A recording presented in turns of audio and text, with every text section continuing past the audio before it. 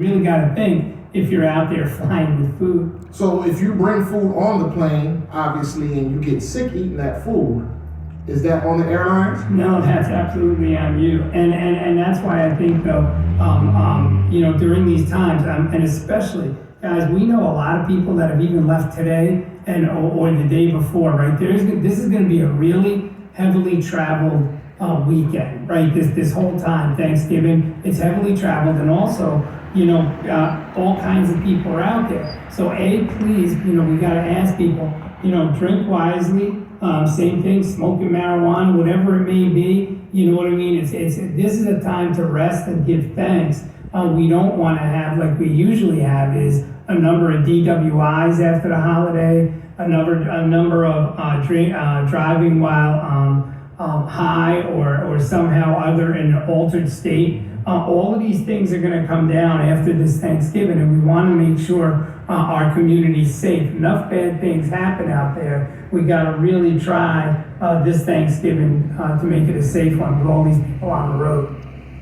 Now, I have a question. When it comes to car accidents and people who drive under the influence of whatever substance, whether it's alcohol or whether it's drugs, say I'm driving along, someone is under the influence, they run the red light, they hit me, I end up in the hospital. What are some of the what are the steps and some of the first things you do in those situations with the other driver that caused the accident being under the influence? Is it the same for drugs and alcohol? Is it handled the same way, or are they handled differently? Yeah, what we're trying to do is we hope that the police does some testing, and then B, at the hospital, when the person's at the hospital, there's some testing. We're having a hard time in a lot of cases of synthetic marijuana and proving what is or isn't inside a person's system. So that's something that we've been having more and more of. We know the person was high because everybody at the scene says, this guy was driving high. There's no question the way he was acting, the way he was after the stop and after the accident. But it's becoming harder and harder to see, and especially, we're seeing a lot of sight is just pure out road rage. People these days are so angry, right? They let one car go, they let another car go. And then if another car doesn't let them go, sometimes they're beeping and giving people the finger. Sometimes in Victor, we just had a person shoot out their window at another car.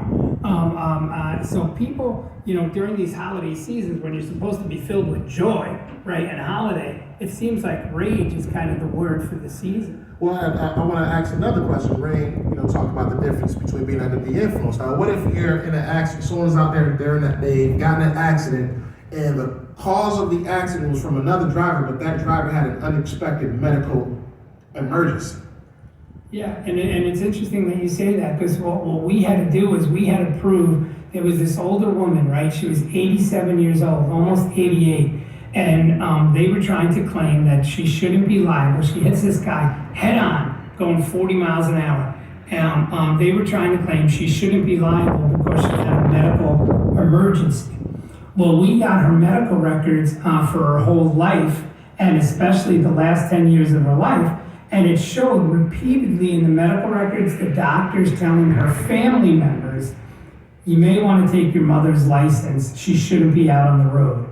So we were able to prove that, wait a second here, even if this was a medical emergency, this woman, it was negligent for her and her loved ones to allow her to continue to drive. Taking someone's license is kind of one of the biggest things in someone's life, because it strips them of their independence.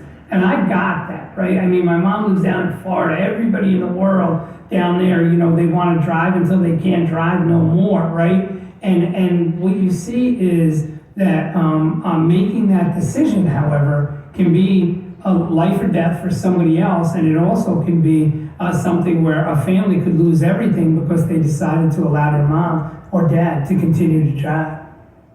1039 WDKX, your number one for R&B, hip hop, and throwbacks. Thank you for making us a part of your morning. We are at the water cooler with attorney Al Parisi, and we'll be back more with Al Parisi on water cooler. But first, we have Shift Dip Job Tips with Amaret Miller and ShiftDip.com.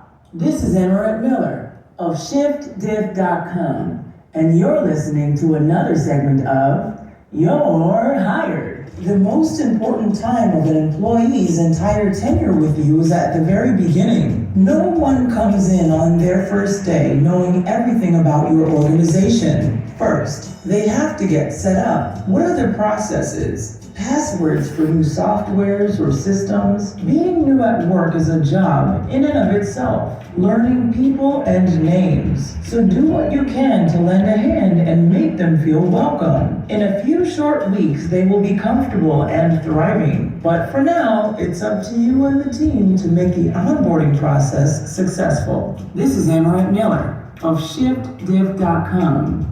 And you're listening to the station that cares about your safety, 103.9 WDKX.